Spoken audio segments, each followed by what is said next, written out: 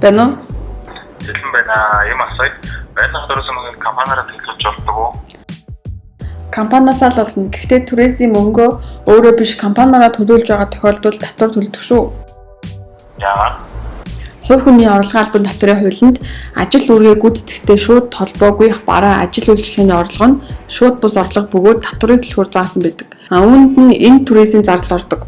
Тэгэхээр чи 700 мянган төгрөгийн түрээсийн төлбөрөд компаниараа төлөвлөвөл 10% буюу 70 мянган төгрөгийн татвар төлөх нэ шүү. Оо тийм үү. Энэ шууд бус орлогод өөр юу орж байгааг илүү мэдээд авъя. Үн төлбөргүй тээврийн хэрэгслээр үйлчлүүлсэн зардал, түлшний зардал, гэр бүлийн гишүүний сургалтын төлбөр гэх мэт олон залт байгаа. Гол нь ажил үүрэгтэй огт холбоогүй зардлуудыг ажилтныхаа өмнөөс төлж байгаа тохиолдол гэдгийг сайн ойлгох хэрэгтэй. Ажил үүрэгтэй холбоотой шууд бус орлого гэж байгаа. Ажил үргээ биелүүлэх нөхцөлийг нь сайжруулах зорилгоор ажилтнанд олгож байгаа зардлуудаас энэ татварыг авахгүй л тээ. Жишээ нь томилолт, сайн дурын даатгалын хураамж гэх мэт олон залтууд бий. Байна уу дэлмээ? Тэгэхээр компаниуд томилолтын мөнгө олгодог тийм ээ. Ажлаа сайн байвал зөндөө цалин бас бусад орлогууд байгаа. Тийм болохоор татвараа сайн судалж байгаа чинь зөв шүү.